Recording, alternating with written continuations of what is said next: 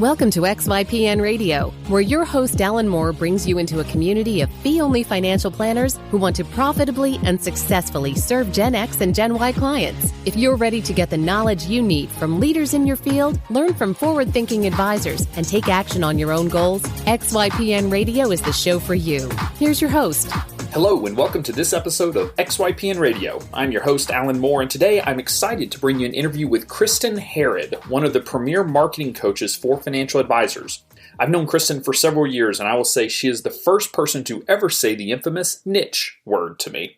I knew she had a background in marketing, but I didn't realize just how extensive her background really was. She has had a heck of a career before realizing that her true calling was actually being a financial planner. So she got her CFP and launched a financial planning firm with no actual work history in planning, which means she built a firm from scratch with none of the baggage that comes with how things are supposed to be done. Her firm worked with new and expecting parents that had a child under the age of 5, and she modeled her firm around customer loyalty programs she helped build at United Airlines and Visa. But her story didn't end there. She got so many questions from advisors about how she built a niche marketing practice that she started doing some coaching for advisors, and that business took off. She had to make the hard decision on which business to focus on, and thankfully, she chose the marketing business. Now, a mom of 2, she lives in Australia so her and her husband can fulfill their goal of living abroad for a year or two, and has built her marketing business to support her great life, which I think is something that should be applauded. You can find any of the additional resources that we mentioned during the episode at xyplanningnetwork.com/77. In addition to the typical resources, you'll find a link to our recently launched book, co-authored by Kitsis and myself, titled The Monthly Retainer Model, What It Is, Why It Works, and How to Implement It in Your Firm. Folio Dynamics is leading the evolution of the wealth management business with technology and advisory solutions that empower every advisor. Folio Dynamics just launched the concept of Fiborg, which covers those advisors who embrace technology automation the same way the cyborgs of science fiction did. That Fiborg concept means that advisors can automate those activities that don't generate revenue while maximizing the time they spend with clients. For more on Fiborg, on working with millennials, and on Folio Dynamics, visit foliodynamics.com/thought_leadership. Also, be sure to go to xyplanningnetwork.com/VIP to join our private Facebook group just for XYPN Radio listeners. You can interact with other listeners, ask us questions, and more. Without further ado, here is my interview with Kristin. Hey, Kristin, welcome to the show. Thanks so much for being on. Thanks for having me, Alan. It's great to be here. I'm excited because scheduling cross time zones is always fun, even when you're U.S., much less whenever I'm sitting in Central Time and you're sitting many hours away in Australia. So thank you for getting up early, not too early though, to actually be on. Oh, absolutely. Anytime. So happy to be here and looking forward to our conversation today. So let's kind of, as usual with most guests, let's take a step back and talk about a little bit about your career, because you, like many of our guests, did not take a traditional path into financial planning. So kind of what was your focus coming out of college and sort of your first job? I guess, what did you think you were going to be when you grew up at that point? I thought I would be an advertising executive on Madison Avenue. Well, there you go. All I wanted to do. That's everything I wanted to do. Of course, I went to the University of Pennsylvania. Coming out of there, I was recruited in to work for Chase Manhattan, which is now JP Morgan Chase, in one of their training programs. So it was a marketing and product management training program.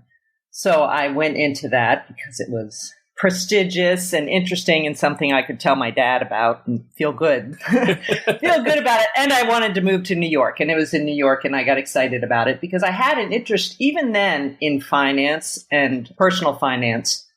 And, you know, I headed off to New York and started at Chase. And only a year in, not even a year, but this is kind of indicative of my career of like, wait a minute. I was there and I said, all right, but I wanted to go to Madison Avenue. I wanted to be in advertising, and this isn't advertising.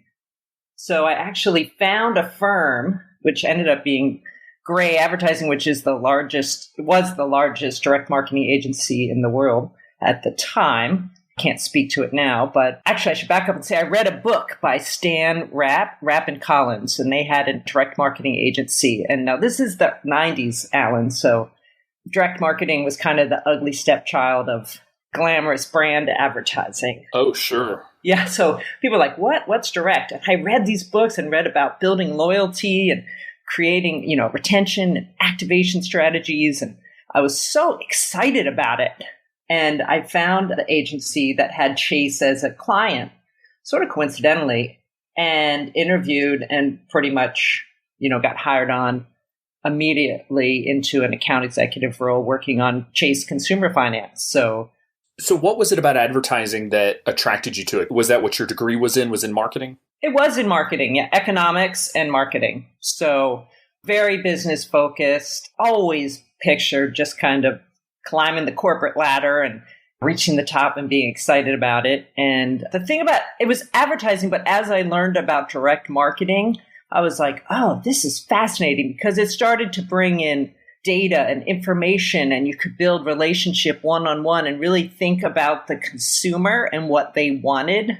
So I always saw it everyone's like, oh, advertising, you're pushing products, it's glamorous, it's exciting, but it's all about getting people to buy. For me, with direct marketing, it's all about what is it that person, that individual really wants, and how do you connect with them, and how do you make the experience one that makes the buying decision not even a question, right? That you understand and engage with them one-on-one in a way that makes a real difference in their life. I truly believed that marketing could create a positive impact in someone's life. So explain to listeners, what is direct marketing? Because when I think of direct marketing, I think of like direct mailers from, yes, what's the warehouse company that you'll win $1 million if you fill out there? Yeah, and that was the early stages, and that was good marketing at the time. I forget the name as well. My grandmother was really into filling those out, but I know. I'm like, that's right. It's all about getting a consumer or your target audience, could be a business, to take an action. So how is it that you can get them to engage and take an action that has a certain result? So it might be to sign up for at the time, you might get them to call a phone number and enter a code and ask for, a freebie. It might be to mail in a little card to get your free sample. Now, of course, online, it's to sign up for the free report or to get the blog post into your inbox. So it's different now, but the concept is the same. You want someone to raise their hand, identify themselves so you can begin a one-to-one relationship with them. So was this primarily through snail mail? I mean, this was direct mail advertising, or were you doing, ads in magazines and newspapers and things like that? Oh, good question. Well, we did a few different things. We did mailing. So direct mail is huge. And if you've to work in direct mailing is to get you to understand the power of direct marketing, because you'd create these matrices where you'd change a single variable on a package and test it against maybe, 80 other variables, depending on your, it might be the color of the text, the words on the OE, the size of the outer envelope, the size of the outer envelope, the nuance of the list, the nuance of the offer, and you can test it. And the data, it's like super, I have a data geeky side to me, and I loved it. I loved learning that. But we did direct mail and we did print ads. So on print ads, we might run 3 different creatives. We might show, I did home equity lines of credit. So you might show using the home equity line for education, using it for a home remodel, using it for an emergency fund. So you would change it up and look at the rates and change the copy. And it was very tedious and fascinating. So was that job everything it was cracked up to be in terms of doing that type of direct advertising? It was very gritty. I like to say, I wasn't paid a lot. And I had, I'd go to letter shops and review to make sure the packages were matching the test matrix. We did these Western Union mailings to test a Western Union envelope. So I went down to the Western Union letter shop. You go to the printer and check the colors on the ads and make sure they're right. So loved the detail and really loved learning the media plan behind it. So how do you decide how often you're running ads? Where are they going to be placed? What's the cost for that? And then taking it through to looking at the results and learn that. So I really learned marketing strategy there in a way that I think was unparalleled if I had worked in a traditional ad agency and done more like branding and TV ads. Sure. No, that makes sense. So what did that job then lead to for you career-wise? Well, then it was time for me. I had been in New York City for 4 years, and it was time for me to get to the West Coast. I had visited San Diego and said, why am I not living in California? This is ridiculous. Of course, I moved to San Francisco, which is a world vastly different. Mildly different. Yes. However, there's still that sort of West Coast attitude. And I knew that San Francisco had a lot to offer that I loved about New York, both a little bit more of a laid back attitude. So I actually got a job with another ad agency out there and worked on Dell computers, which was very short-lived, but they paid for me to relocate. So I relocated and started working with, it was a brand ad agency and was just not as fulfilling to me. But meanwhile, I was working to get into Schwab because Schwab is headquartered there. And they had their own in-house direct marketing agency, and I wanted to work there. I was a huge fan of Charles Schwab and the work and the marketing they were doing. So I found a contact there. And when I was interviewing to move west, they just weren't hiring at the time. But I kept nurturing my own contact. I would send, I'd send him mailings from across the states. And then when I moved there, I'd meet up with him. And 3 months after I got there, they assumed my debt that I owed for moving across the country if I left the company too soon. And they paid for my relocation and brought me in. And I worked in the in-house agency there. And that's where I really got into more of the web work, more of like learning about, they were just developing, they had launched their website. It was late 90s. And it was the time when the Roth IRA had just come out. And so I'm dating myself, but that's okay. I'm okay with it. You called it an IRA. That's how you date yourself is, the younger folks call it IRAs. So yes, we call it IRA, traditional and a Roth IRA. So they had just lost. So we did this IRA analyzer, the Roth analyzer. I forget what it was called, but you would put it in and it would tell you whether or not you should do a traditional or a Roth. So that was sort of your lead capture, was to get people to use this tool. Yes. And then I worked with the mutual funds within there to help them launch and get the mutual funds out online. So again, another fascinating insight into consumer finance. And then this was focused on all online. So early days of the interwebs, the internet. So, it's interesting. So, and I've never really thought about this because I'm certainly no marketing professional. So as a marketing expert, you were actually drawn to work at Schwab because of their marketing. So it wasn't necessarily, I guess I don't really have a relative point in my own career to think about this, but like you can look at all the different companies out there and see who is actually, ahead of the game, who's doing cool stuff, who's doing something that you're interested in doing. Right. Not necessarily what's the company you want to work for and then where's your opportunity there. So kind of a different mindset, but really cool that you can evaluate that just as a marketing expert. Yes. That's how I view. It's interesting that you bring that up because I don't really think about it, but that's kind of the lens I see everything. And, that is fascinating, but I do see that frequently, even when I'm reading different people's blog posts or LinkedIn. Recently, I read a LinkedIn post and it was on a very touching subject, but the headline was fantastic. It was so good. It drew me in. And I was like, outstanding content, but read this headline because this is what you need to have out there to bring people in. Because I read it and I was like, that is brilliant.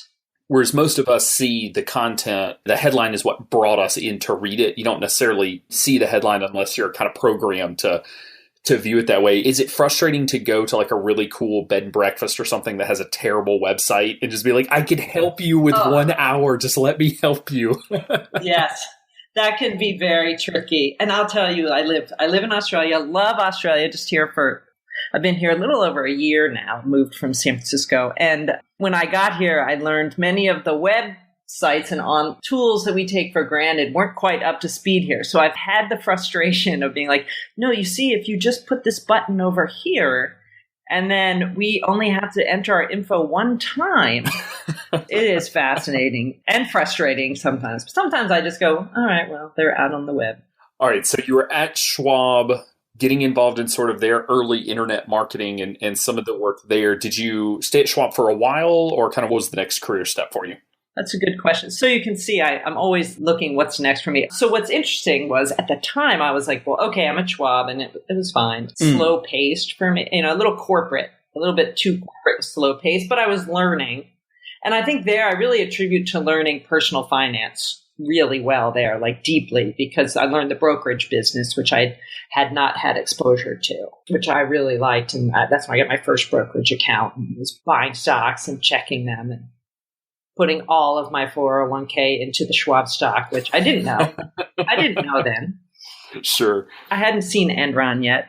Anyway, then it was like coming around to the internet, the .com boom, and I was in San Francisco. And interestingly, I had considered opening a coffee bar. I really wanted to I love coffee, and I still love coffee. Absolutely love it. And I was working Starbucks at night, if you can believe it. To make extra money or just because you loved coffee? No, I wanted to learn. I wanted to learn the business, and I worked at this tea shop at night. So I'd be like coming home at like 1 a.m, having like washed dishes and this because I wanted to open a coffee shop. And why did I want to open it? This was fascinating. And I've since reflected on this many times and been very thankful I didn't go this route. But I wanted to create an unparalleled experience where people could come, enjoy themselves, do what they wanted to do, and have a place to do that made them feel comfortable and excited and they'd look forward to. So it was all about creating the experience. Interestingly, I was looking to leave Schwab because I had kind of played out what I learned there and was a little bored. And there was online loyalty program called, I can't think of the first name, but it ended up merging with a company called mypoints.com. Still in business today, I'll just have many years later. But online loyalty, so you'd earn points for purchases you made online, and then you trade those points for gift certificate and awards and all the things that we take for granted now. But at the time, it was much newer.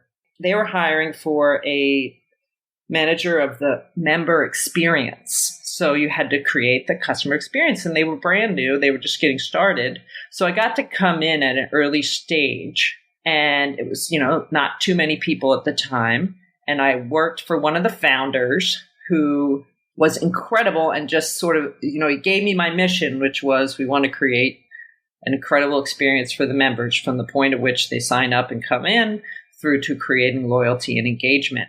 And he just charged me with that. I got to kind of essentially design what I wanted based on what I'd learned about the people and had the freedom of building and running that. And really, I worked there 3 years and we went through a number of mergers. We did all kinds. It really grew. We went through the IPO process, all of that. It was fascinating. Very, very, very hardcore database marketing. How do you take a lead to become a lifelong client? Which fascinatingly, I turned into a marketing training program for advisors many, many years later. But that was the work I did. And it was so interesting, Alan. I just loved it. And watching the industry change and grow. And eventually we were bought by United Airlines. Oh, now that's interesting. So by their Mileage Plus program, it was so then I'd go out to the United Airlines headquarters and sit in these meetings and be like, these are the creme de la creme of loyalty marketing. Airline miles, come on. And they're buying your firm in order to... Yes, they ended up eventually spinning off and being bought again, or I can't recall where it went, but I got this insight into how do you do loyalty marketing from the airlines, which is essentially, they're the ones who essentially created that. So really fascinating about behavior, and all of it was very email marketing driven. So it was about how is it that you craft and design emails, and what are the trigger points, and how is it that you engage the consumer throughout the life of their relationship with you to get them more involved and becoming ambassadors and referring your product and doing all these different things. So that was the full gamut. That was probably one of my richest experiences in marketing. Well, a little more broad-based, right? Like still doing really cool stuff, but anytime you're with a smaller company, you get to see a few more areas instead of just being heavily focused on a single action. Oh, absolutely. And, you'd pitch in and do some customer service and answer some calls. And, there was all the full gamut. I'd listen to the inside salespeople doing their calls. I would, be able to go out on sales calls with them because they would sell these email programs, right? Advertisers would come in and email our base to give them an offer to earn points, right? So shop at the Gap and earn 100 points, right? So you could go and learn all of these facets of running a business. And we had a killer marketing team too. I mean, to this day, we still reach out and support each other and kind of spread all over the world now. But we grew from just a few people to about 15 people and really had a tight, fabulous working team. And really a very positive experience to which, we had to go through the sort of ups and downs of the economy. They're still in business today, so they've managed to keep it going. Stay relevant in a world where that's changing. That particular thing is changing fast. So, Right. So after you left there, kind of what was the next step for you? Oh, you're going to love this one. So my husband had run a business as well. He had started his own firm doing business-to-business advertising, online advertising, lead generation. And he and I had been married a few years, and we were thinking, well, we want to take a year off before we get serious, and have kids and do all that. So the economy was starting to tank. It was 2002, and he had his business, and he had gotten an offer to have it purchased, not a life-changing, we never have to work again offer, but an offer that would allow us to take a year off. So we did. I left my points and he exited his company, and we took a year off and we traveled. We went to Italy. We spent time with our families on the East Coast. We went all over the South Pacific, which sparked our interest in Australia, and went to Asia and came back and then enjoyed San Francisco as just people living there, not working. So fascinating. Our first taste of time off, and planted the seed of this is something we want to do every decade. Take a year off. So was it take a year off, or was it that you wanted that built into your lifestyle? Or could you even conceptualize, I guess, in the early 2000s that you could build a business that allowed you to travel the world like that simultaneously? I didn't understand that concept yet. I just knew that we had wanted to take time to travel, and we had worked on sort of directing the plan for a while, and we had probably had that emotion for over a year of like, we are going to do this. And then you know how things kind of, you set what you want to do and then things fall into place, some by strategy and execution and some by intention and luck. Yep. And just the fact that it all came together kind of at exactly that time. And then I remember taking a walk with him down by the bay in San Francisco, and we had both left our employment, and I was like, where do we want to go? And we went home that night and booked a flight to Italy. It was great. It was awesome. I love it. So anyway, we always liked traveling. That was definitely exciting. And we wanted to kind of it was a perfect time to take a break. And then while we were away, I was like, I really, really want to own my own business. I wanted to start my coffee bar, and then I got swooped into the internet excitement. And I was like, all right, I don't want to do a physical location. What is it that I want to do? And during that time, during the early 2000s, we had started working with a financial planner. So that was my first exposure to the financial planning industry. And she was a wonderful woman from American Express. She was a referral from my husband's business partner. Lovely. And I think she spun off to be independent from there. But at the time, it was American Express. And I still remember the poofy brown binder I got, which was exciting. It was awesome. I can't tell you how many times I flipped through that thing. I was so interested. And I think she was like, I think you're one of my best clients, because I showed up with my own balance sheet. Like, here, I put this, I think I did half the work for her. Before I got there, I was so excited. And I was like, all right, this is interesting. I obviously have a passion for this. And so after we got back from our trip, I met with her and, talked about how do you get into the business? What do you do? And I learned about it. So I took the first course that you take of the sort of essentials of financial planning. The first one that you need to be able to qualify to sit for the CFP exam. Sure. The intro fundamentals class. Right. The fundamentals. And I took that at Berkeley. Loved it. Absolutely loved it. And was like, I want to do this. But I was pregnant with my son. There's some time that passed in there. But I was pregnant with my son. And I was like, well, I can't do it yet. Plus we need money. My husband wasn't working. And we hadn't really come up with a plan to re-engage in work. So it was kind of a weird time. But it planted the seed for me of, okay, I know that I want to get into this. And so I was like, okay, after I have my son, I'll go back and do the coursework, which is what I ended up doing. So you started taking the coursework. Were you working while taking the CFP? Yes. So, I kind of glossed over a bit there. But when I came back from our travel, I worked for 6 months as a marketing manager at the Coaches Training Institute in Marin, which was a life coaching school that I had taken the curriculum from in the past. And I wanted to finish the curriculum. And lo and behold, I look on Craigslist and they're hiring a marketing manager. And I was like, you are joking. It's almost exactly because I knew I came back from this trip and I was like, I want to help people. I want to be a life coach and I'm going to help people. And I had an inkling of helping them with money. Right. So I went and worked for this organization and, it didn't pay a lot, but it was fascinating work to me. And I got to finish my coaching courses. And that's where I really honed in on, I'm going to become a certified financial planner. I'm going to be a financial planner.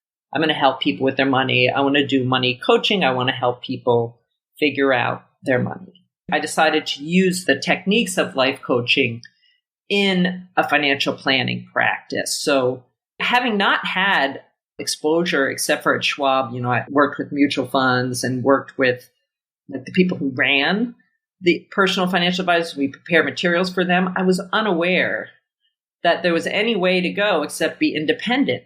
I was like, great, I'm going to set it up and I'm going to set up a practice and it's going to be focused on, it's going to be like a coaching firm, but we're going to do money, So that's kind of how I thought it planted the seed. But then I got pregnant and I knew I had work to do in terms of learning and getting certified and all of that.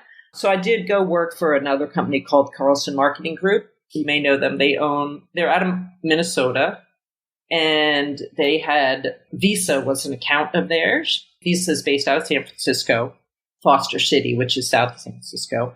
And they needed someone to help them build their loyalty program on the Visa card. A perfect fit for you. Yeah, it was perfect. It was the easiest interview ever. I was kind of like, I'm your person. I know how to do that. And I had just come from the airline experience and they were trying to figure out how to build, it was interesting, how to build a loyalty program for a debit card. And so I went in through the whole branding process of we branded and named the program. And so I did that with the Visa branding team, which was absolutely amazing experience. I mean, Visa branding, you've seen their ads. It's incredible. And the woman who ran the Visa branding team was one of my clients. And the other person I worked with was the person who managed the member banks. So fascinatingly at Visa, your customer is the member bank. So the bank that offers the credit card that is either MasterCard or Visa or Amex. Mm-hmm. So in that, your whole goal working at Visa is to get more of the banks to offer Visa cards versus one of the other cards, right? Sure. And then you want to get the consumers to use the cards. So we have to make it appealing to the member banks. And it was very, many levels, so many PowerPoint presentations, so many meetings, so much like, I know I'm helping an end consumer somewhere, but I'm not sure where because I'm having to work through Bank of America and hoping we get their portfolio. So for me, wanting to offer the right experience for the right person at the right time, knowing I'm individually impacting someone's life, this was not the place to do that because we were so far removed from the consumer. Fascinating in terms of strategy and learning and engagement and really having resources because, I was working with the top branding firm in San Francisco to create this name. I went through a whole naming process with them on how they create big brand names to name this program. So I learned the process, which I loved that part. I was fascinated. If you can't tell, I'm very much a lifelong learner. Oh, sure. I love learning the concepts. It wasn't hitting home with me in terms of who am I helping? How am I helping people? It's pretty impressive, the list of top marketing people that you have worked with in your career. Sometimes I forget. And then I'm like, wow, it's like 14 or 15 years, depending on whether we count the year off or not, which I think you learn much in that. Oh, sure. And I'm like, that's some heavy hitting names. And it was just kind of like where things went. So I am very fortunate and kind of proud of the work I did up to that point. And you've probably heard me say this, Alan, but I have never been more professionally fulfilled than I've been since I became an entrepreneur. Well, and you learn the building blocks, right? So every job taught you something new, something different. Continue to hone those skills so that whenever you launched your own firm, you didn't have to learn them on the fly. And obviously it's different in the way that it's applied, but that's marketing experience that no one brings to the table when they're launching their own business, but other than you. So you had this job, in working Visa's account. So you kind of went out. Is this when you started your own financial planning firm? Well, so this when I finished the coursework for the CFP because I didn't have it yet. And frankly, we needed the income. I was paid reasonably and had good medical coverage for my birth, my child, and we needed it. And it pained me to have to work there for the money. I mean, I had gotten what I needed out of the experience, but the thought of anyone being trapped in a job because they need the money was another sort of inspiration to me to be like, I really want to help people sort out their money so they can choose to do what they want to do, not what they feel like they're stuck doing, Sure. So that was a big thing. But we needed the money and, practically speaking, I couldn't do it yet. But then in the end of 2005, I said, I will leave here. I will leave this job by 6106. That was my goal. And I sort of had this mantra, 6106, 6106. So surely. And I ended up quitting and leaving. My last day was like June 5th or something. So it was pretty close on there. And I left and started my own financial planning firm, which you're like, what? It was more of a coaching firm to start because, I had no experience. And in my mind, I wanted to be a financial coach who does planning.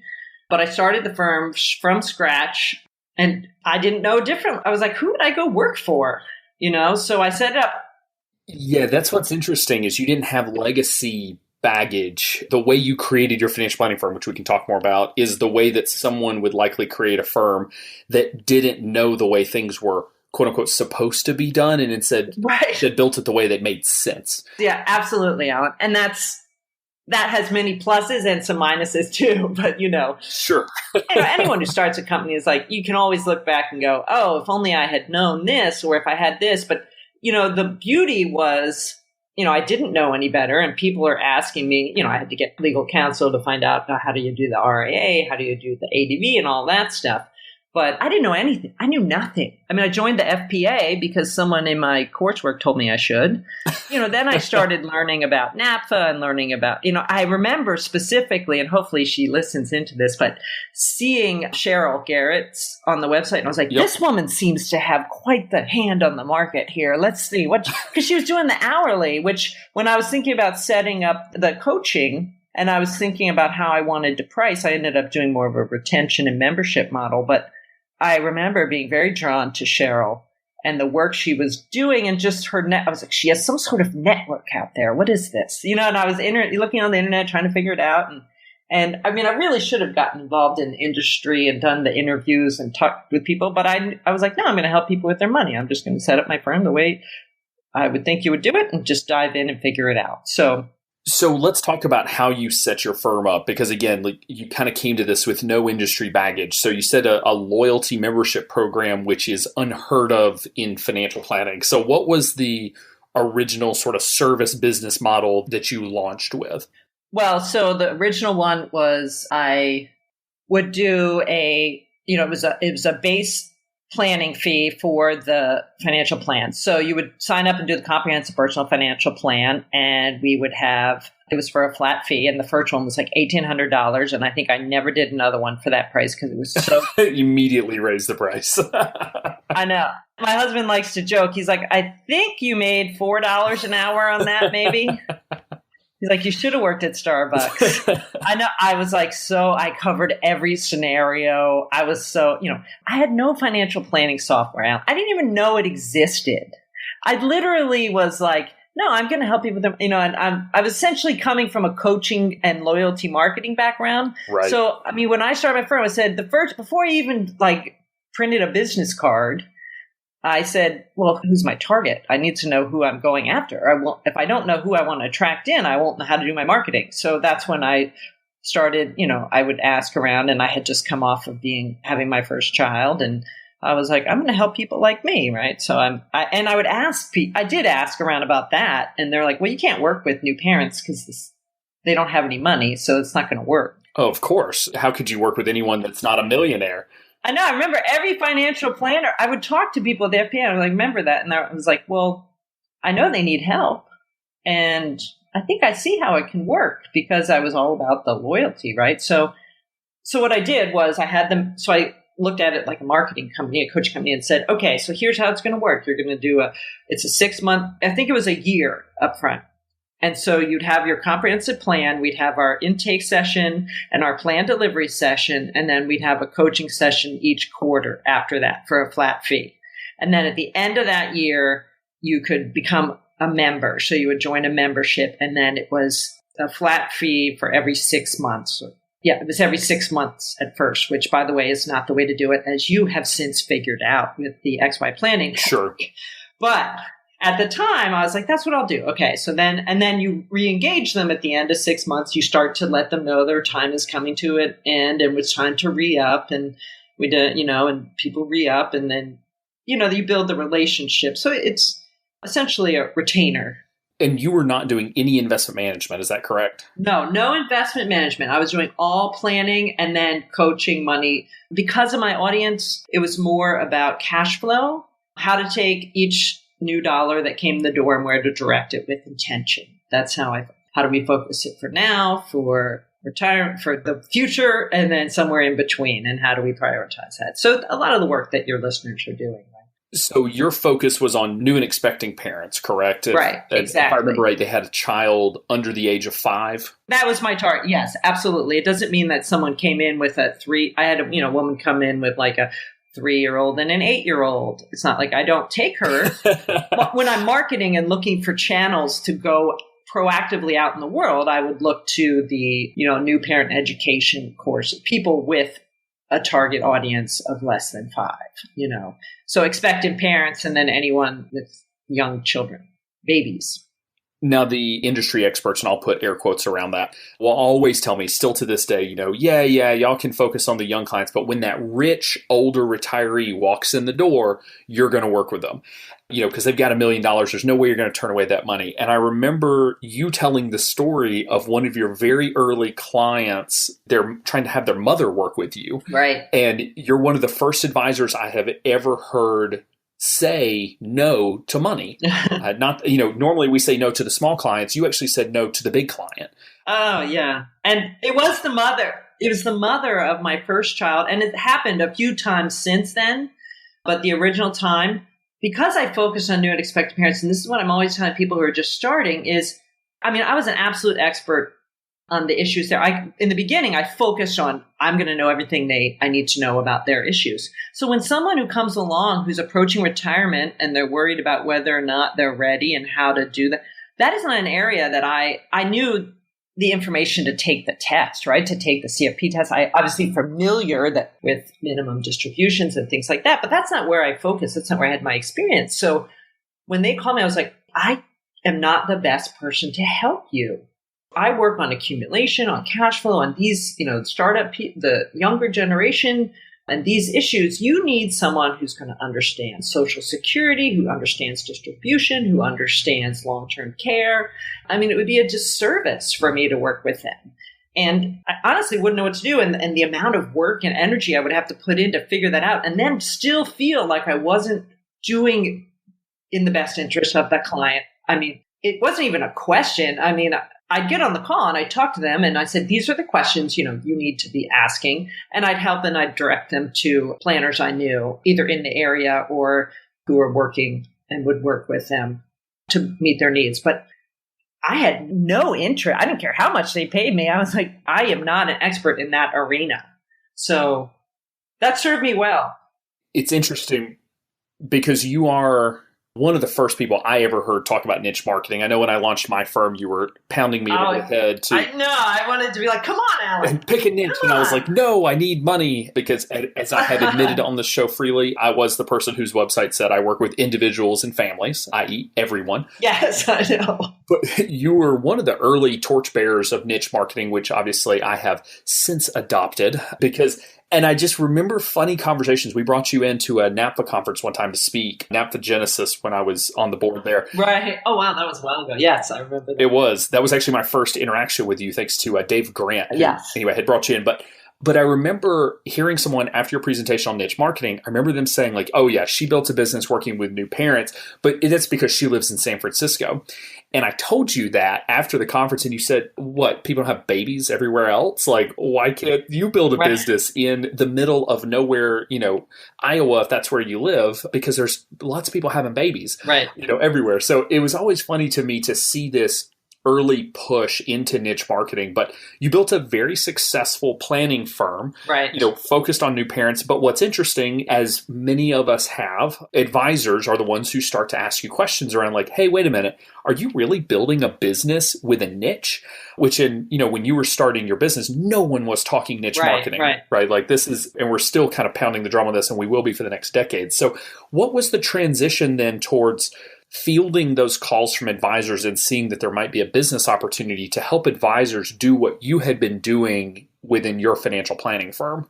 Great question. Actually, I remember specifically the moment it happened, and I would have to go back and look up who interviewed me, but I was interviewed for, I want to say, the Journal of Financial Planning. Again, I could be misquoting, but a very early interview where I had a journalist call me and say, I am fascinated that you have started this firm around new and expectant parents. How did you come up with this? And so I was talking with her and I kept talking and talking. I remember standing in my office, walking around on the phone with a cord because it had a cord, right? So I had to and it wasn't even that, it's just I happened to have that kind of phone.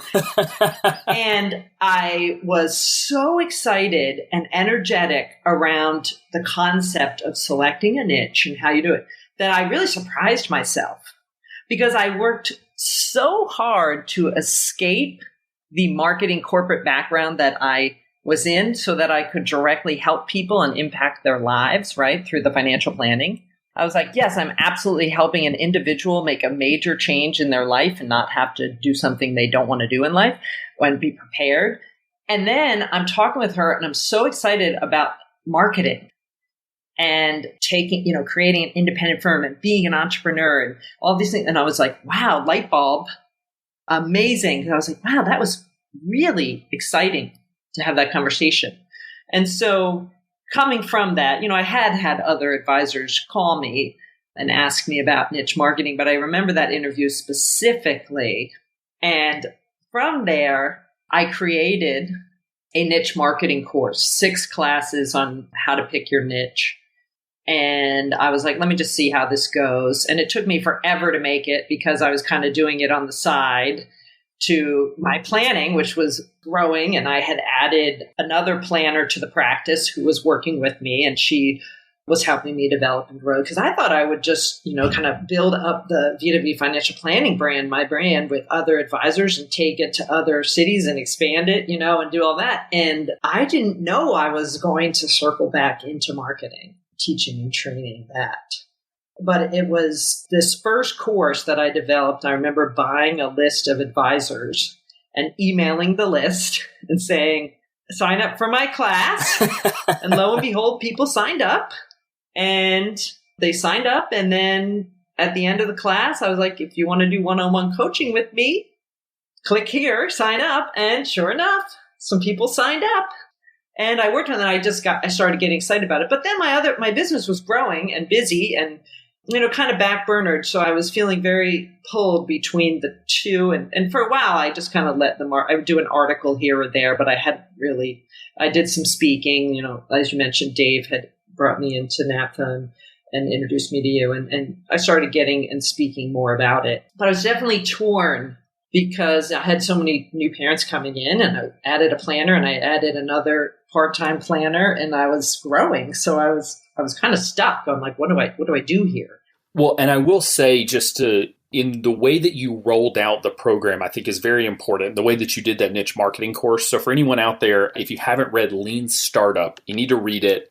I doubt that book was even written before you did this, but you followed. I don't know that one, but that would have been good. That would have been helpful. You actually followed the Lean Startup mentality, okay, which is when you start something, you don't go all in. You don't invest, an entire year and $100,000 in testing something. You put something together, and I remember watching those videos. They're pretty low budget, right? They were solid content, but you didn't overpay for high production quality, right? They're not, no. And this, again, it's like 2010, so it wasn't as big of a, people weren't doing like glamorous intro. It wasn't so easy. I had this little crappy camera, pardon me.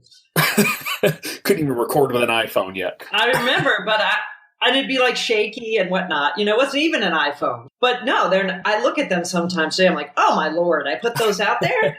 But you tested the waters to see what was out there, spent a little bit of money on the list, see what was out there. And then you start to see this momentum build. So, ultimately I'll cut to the end of the story, which is that eventually you closed down your financial planning practice. Can you talk a little bit about that decision and when the time came that you felt like you had to make that decision, that you needed to pick one or the other? Yes. And I can't remember the exact days because I trickled on with the RIA probably longer than I should have, but I had a few clients I really liked and they kept coming back and I didn't want to leave them high and dry. But it got to the point, my life was just getting complicated with, let me back up and say, I like to do what I do well, right? So, and I've always had big dreams of where I want to go and what I want to create. And I get excited. I wanted to get to the top of the ladder on Madison Avenue. I knew I wasn't just like trying to, earn some money to pay the bills. I knew I wanted to go big, right? So I wanted to go big with the financial planning firm, and I had started adding planners, and I wanted to take it elsewhere, and I sort of set it up like that. So when I was starting to get traction and enthusiasm and excitement from the marketing, I was like, I want to go big on this. I'm not here to just dabble and make some money. I'm here to like have true major impact. And I couldn't do both, Alan. I mean, you can't do two things well, right? Like if you really want to do it, and I'm sitting here at a desk looking at my book called The One Thing. I'm sure you've read it, by Gary Keller. It's like, I love that book. Even now within my marketing training business, I have so many things I want to do, and I still have to bring it down into what's the one thing I'm going to do over the next 12 months, to have the impact I want to have. And I felt like having the planning business and the marketing business, I couldn't do either one well, and I had to make a choice. And here's how I made the choice, Alan. I mean, I looked at and you've talked about it, my past of like all the work I've done, how passionate, I've always been passionate about marketing and really truly believing that marketing done well helps consumers get the right services and products they need to enrich their life. That's how I see it. That's how I see marketing done well, is all about making it easy for the client to get exactly what they need. And when I looked at my history and looked at where I do well, I'm a good planner. I mean, I passed the CFP. I love planning. I'm not technically psyched about the planning process. I liked the communication, the working with the clients, but crunching the end results and the relationships and all that. So I thought, okay, I'm good at this. And I had my processes built and I was getting going and I was good at bringing people in. But my driving mission of having my financial planning firm was to help eliminate the anxiety of my clients so they could create the life they want to live, not the one they had to live. That was my driving mantra. And I am very passionate about reducing anxiety and helping people with anxiety. I've dealt with anxiety myself for many years. And I knew through financial planning, I could help do that. And when I stepped back and looked and said, wow, there's so many financial planners who do not know marketing, who don't have the past and the experience and the passion I have for it. If I look, and I remember specifically sitting with the manager from My Points, the gentleman who hired me in, who said, go do this. I sat with him in my V2V office, my financial planning office, and looked at him and said, he said, well, what is the reason why? What is your big picture? And I was talking about eliminating anxiety. And then I remember saying to him, I was like, you know what? I can actually help more individuals with their anxiety if I can help the advisors, because each advisor then can impact more consumers, right? More clients. And I'm really good at the marketing. I get the marketing. I love the marketing. It's fascinating to me. I love the content of financial planning. I love the independent advisor. I love the space of entrepreneurship and helping enable entrepreneurship. And I believe entrepreneurs can have a huge impact in the world. And I feel that my best contribution is teaching marketing, and the people I want to teach marketing to are the financial planners who get out there and want to go on their own and have that drive and passion to help consumers with their money. I think the impact and this sounds a little corny, but the impact to the whole world, if we can help advisors create thriving businesses, helping their clientele, I mean, that's what I get up and get excited about every day. I couldn't agree more. And it's funny because, I mean, I very much watched your path as I went down my own decision-making process with the same thing. And I wanted to hear your side of this story as well, because I want to encourage listeners, when you do something cool in the financial planning space, or really any space, especially as an entrepreneur, people are going to start asking about it because they want to learn what you know and they want to learn what you're doing. And you get pulled into this advisor-facing space almost without realizing it. Right. You get invited to speak at a conference. You end up talking to some advisors. You take some calls. Finally, someone says, well, I'll pay you a couple $100 an hour to do this with me. And you slowly get pulled into that space. And eventually, you wake up one day and you realize you have two businesses that you cannot run simultaneously. Right. I do not know really anyone that has taken this path and has had a consumer-facing, kind of financial planning practice and an advisor-facing business and done both really well. It's just so hard. And I think about so many of the industry experts. I mean, you look at Kitsis or Bill Winterberg, Caleb Brown, I took this path where we all kind of got to the point of like, you have to choose. And it's not necessarily the path you should take. Don't should on yourself. It's the path that you're really passionate about. And there are others that didn't, we all went advisor facing. There are the Marty Kurtzes of the world, who owns a financial planning practice, started a technology called First Step, and ended up selling it and staying focused on his planning firm. So there's an equal number that stay planning focused. And it's a tough decision. And I know it is, especially whenever you're doing something cool and you see money floating out there saying and advisors are saying, we'll pay you to come speak to talk about this, but it's a distraction if it's not going to be your focus. So my word of encouragement is just get focused on what it is that you want to do. So, and like I said, I kind of watched your path when I was making my own decision around that it's a tough choice to make, but when you make it, oh my gosh, it's such a relief when you can focus. Oh, you feel so much better. Exactly. And even within, yes, like I said, and even as you get focused within the one path that you pick, you still need to bring it down to what is my major focus right now for this business? Then you get so clear on where you're going. It's so invigorating. You can kind of put all the noise to rest and be like, oh, thank goodness, I know what I'm doing and I know how I fit into this puzzle. And I feel so much more energized and inspired by it. So what I think is really amazing and impressive is that, as you dove into the marketing for advisors business and getting into this marketing and coaching business, is that you truly did build it with your own life first in mind. So you mentioned, and I sort of alluded to it early in the episode, that you're sitting in Australia right now. So can you tell me or talk us through just a little bit about your path to moving from San Francisco across the ocean and how your business has allowed you that flexibility?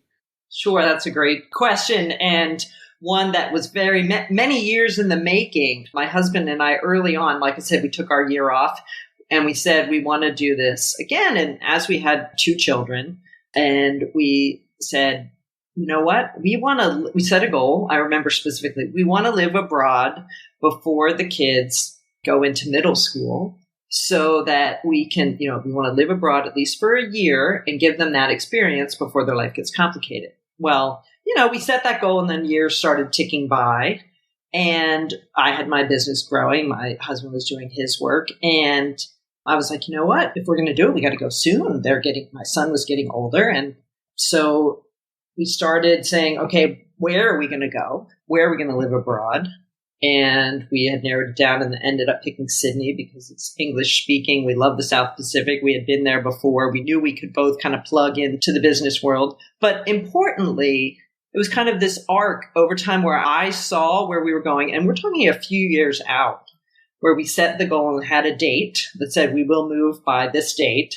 And I started making sure, am I setting up my systems and processes to allow for a flexible lifestyle that allows me to work from anywhere in the manner that fulfills me? And yes, I've had to make adjustments to the type of services I offer and do more online and more, shift up am I speaking at all of the U.S. industry conferences? Not right now, but, making some changes. But my goal was I want to be able to live abroad and still run my business. And running a business online with that in mind, I've been able to keep my presence, grow my business, working thousands of miles away in another hemisphere, but fulfilling a bigger life goal of ours, which is to live abroad with the kids and experience this during a time while they're younger. So it took a little planning, but it was with intention, right? And it was about the whole life, the big life. Like, how does the work I do plug into my entire existence, if you will? And how do I make it work versus what are the hurdles? What are the no's? It's like, how do I make this work?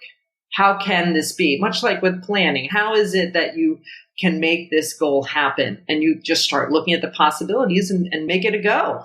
You and I were talking before the show because before you left San Francisco, I remember you were doing one-on-one coaching days where you had kind of your online course that folks could go through. And then if they wanted you directly, it was an all-day thing, which you said you haven't been able to keep up because you're in Australia now and the time zone doesn't allow for it unless you want to be up all night while the advisor's up in the middle of the day, or, is working during their day.